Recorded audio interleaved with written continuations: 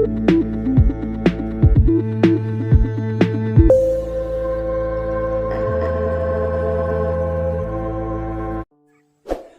अनि हार्दिक स्वागत छ एजिम टेकमा।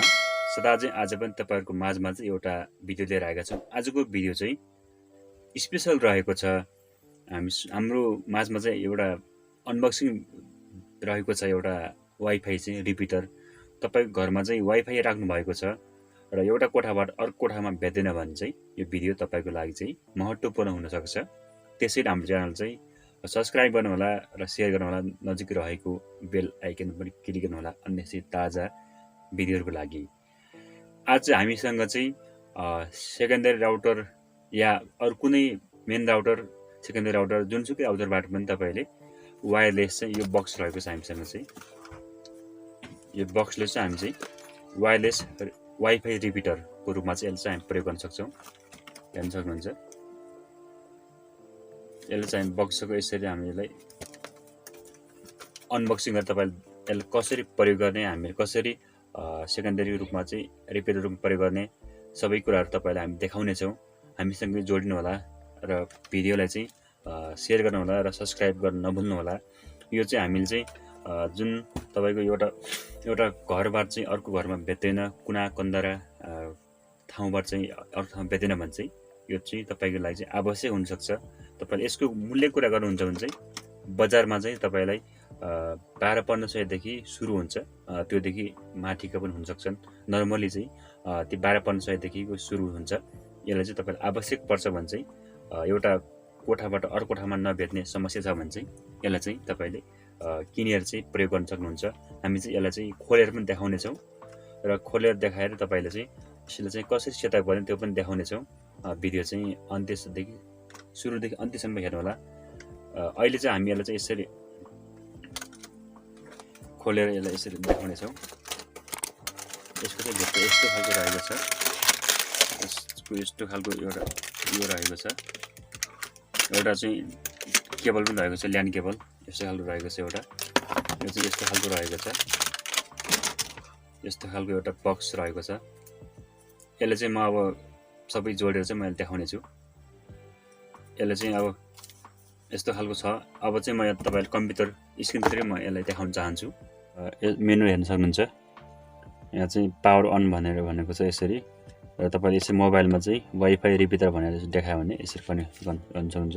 यसको चाहिँ दुईटा एक्सेस गर्ने चाहिँ माध्यम चाहिँ myrepeater.net र अर्को चाहिँ आईपी एड्रेस चाहिँ 192.168.10.1 हानेर तपाईले चाहिँ यसको युजर पासवर्ड चाहिँ डिफल्ट रहेको छ। हामी त्यहाँबाट चाहिँ पासवर्ड चेन्ज गर्न सक्छौं। यसलाई चाहिँ हामीले कन्ट्रोल गर्न सक्छौं। र यसको चाहिँ अब यस्तो खालको इन्टरफेस यहाँ यो म्यानुअल बुकमा चाहिँ यस्तो देखाएको छ। यसरी हामी ल्यापटपमा, कम्प्युटरमा हरेकमा जोड्न सक्छौं। र यहाँ चाहिँ तपाईको माई होम भन्ने यसरी चित्र पनि देखाएको छ। यस्तो खालको छ। तपाईको यहाँ यसरी हेर्न सक्नुहुन्छ। यसलाई अब चाहिँ म यस्तो खालको यो रहेको छ। यो चाहिँ रिपिटर रहेको छ, वाइफाई रिपिटर। अब चाहिँ एउटा योसँग आएको चाहिँ एउटा यो केबल रहेको छ। यो केबल अब चाहिँ यो केबल छोटो छ, तर म यो ल्यापटपमा चाहिँ लामो ल्यान्ड केबल चाहिँ बनाएर राखेको छु। यसलाई अब म यहाँ यसरी जोड्छु। यसरी जोडेर म चाहिँ तपाईलाई ल्यापटपबाट नै यसलाई सेटअप गरेर देखाउने छु। तपाईले चाहिँ मोबाइलबाट यसलाई प्रयोग गर्न सक्नुहुन्छ। यसलाई यसरी बनाएर अब म यसलाई चाहिँ म यहाँ जोड्छु यसरी। यहाँ जोडिसकेपछि यसको चाहिँ यस्तो खालको चाहिँ इन्टरफेस चाहिँ बनेको छ। यसको चाहिँ हेर्नुस्, यो चाहिँ एउटा ल्यान्डको एउटा चाहिँ वाइफाईको बनेको छ। अब चाहिँ म चाहिँ ल्यापटपमा गएर यसलाई चाहिँ यसरी चाहिँ तपाईलाई सबै देखाउने छु।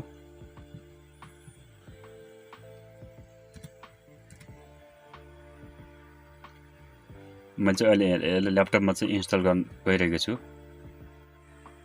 अब मैले चाहिँ अहिले चाहिँ यो ल्यापटपमा चाहिँ इन्टर चाहिँ गरिसकेको छु।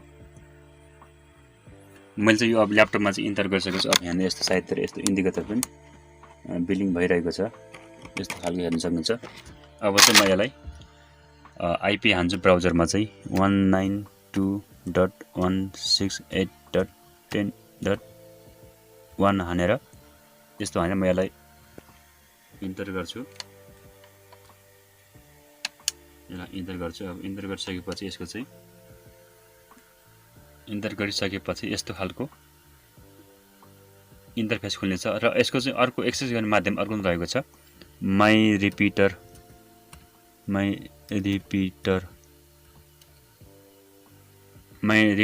.net हेर्नुस् दुईटा माध्यम चाहिँ यसलाई हामीले एक्सेस गर्न चाहिँ माई रिपिटर वेब सर्भर भनेर देखाएको छ।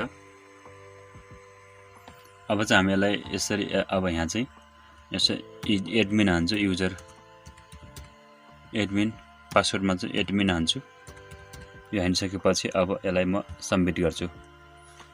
सबमिट गरिसकेपछि यस्तो खालको इन्टरफेस चाहिँ यो दिएको छ। अब यस्तो खालको इन्टरफेस आइसकेपछि हामीले चाहिँ यसलाई चाहिँ विभिन्न खालको यहाँ चाहिँ एपी मोड चाहिँ इनेबल रहेको छ। तपाईले यहाँ चाहिँ खोज्दाखेरि अब चाहिँ यहाँ यस्तो देखाउँछ हेर्नुस् तल वाइफाई रिपिटर भनेर त्यही डिभाइस चाहिँ देखाएको छ। अब चाहिँ यसलाई चाहिँ हामी चाहिँ अब यहाँनिर आएर यसलाई हामीले एपी मोडमा राख्ने हो भने चाहिँ यो यही ठिक छ। यहाँ तपाईले देख्न सक्नु भएको छ। र यसलाई चाहिँ रिपिटर बनाउनु हो भने चाहिँ यहाँ क्लिक गर्नुस्। यहाँ क्लिक गरिसकेपछि अब चाहिँ तपाईले अब यहाँ आइसकेपछि एउटा चाहिँ तपाईको कुन वाइफाईलाई चाहिँ तपाईले रिपिटर बनाउने त्यो चाहिँ यहाँनिर सर्चिङमा चाहिँ देखायो भने त्यसलाई चाहिँ सिलेक्ट गर्नु होला। अहिले यहाँ चाहिँ सर्चिङ यहाँ चाहिँ देखाएको छ। अहिले चाहिँ A1 होस् भनेर देखाएको छ। यसलाई चाहिँ म सिलेक्ट गरेर अब चाहिँ राख्छु। अब चाहिँ यो वाइफाईको नाम चाहिँ के राख्ने अब यहाँ चाहिँ तपाईले जस्तै अब A1 होस् इजी भनेर छ।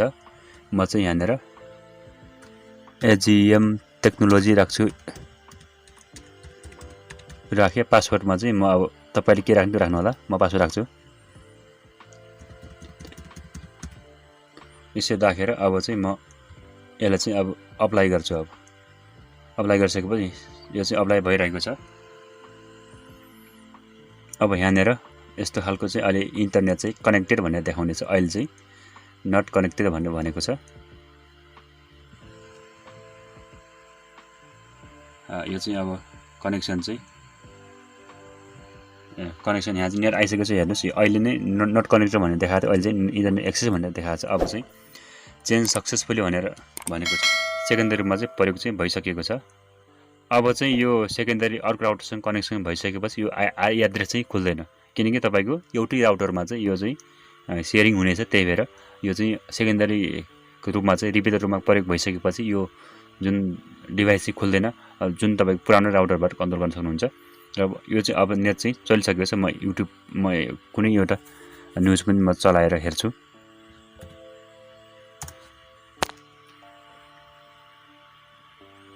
हेर्नुस् यसरी अब यहीबाट यो चाहिँ अहिले मैले त्यो माथिको ल्यान्डबाट चाहिँ सिधै जोडेको छु।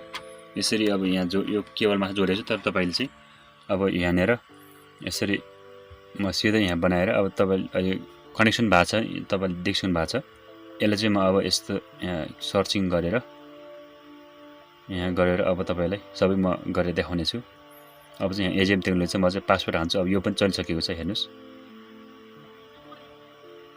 यसरी यहाँ यसलाई कनेक्सन चाहिँ अब हुँदैछ। पासवर्ड हान्छु म चाहिँ अब पासवर्ड हानिसकेको छु। अब चाहिँ म सेकेन्डरी रूपमा चाहिँ यो रिपिटर रूपमा चाहिँ प्रयोग भइसकेको छ कि छैन यो चाहिँ सबै म तपाईले चाहिँ चलाएर देखाउने छु। तपाईले कुनै कन्फ्युजन भयो भने चाहिँ कमेन्ट गर्नु होला। हामी कमेन्टमा चाहिँ तपाईले केही कुराहरू चाहिँ सेयर गर्नेछौँ। तपाईले जानकारी दिने कोसिस गर्नेछौँ। र अन्य यस्तै भिडियोको लागि चाहिँ हाम्रो च्यानल चाहिँ सब्स्क्राइब चाहिँ गर्दै गर्नुहोला। र आजलाई चाहिँ म तपाईलाई यो कनेक्सन गरेर देखाएर चाहिँ यो भिडियो चाहिँ यही समाप्त गर्नेछु। अहिले चाहिँ कनेक्सन चाहिँ भइरहेको छ। यो चाहिँ कनेक्सन भएर पनि तपाईको इन्टरनेट चाहिँ चलिसकेको छ। यसरी तपाईले पनि यसरी चाहिँ यसले चाहिँ प्रयोग गर्न सक्नुहुन्छ।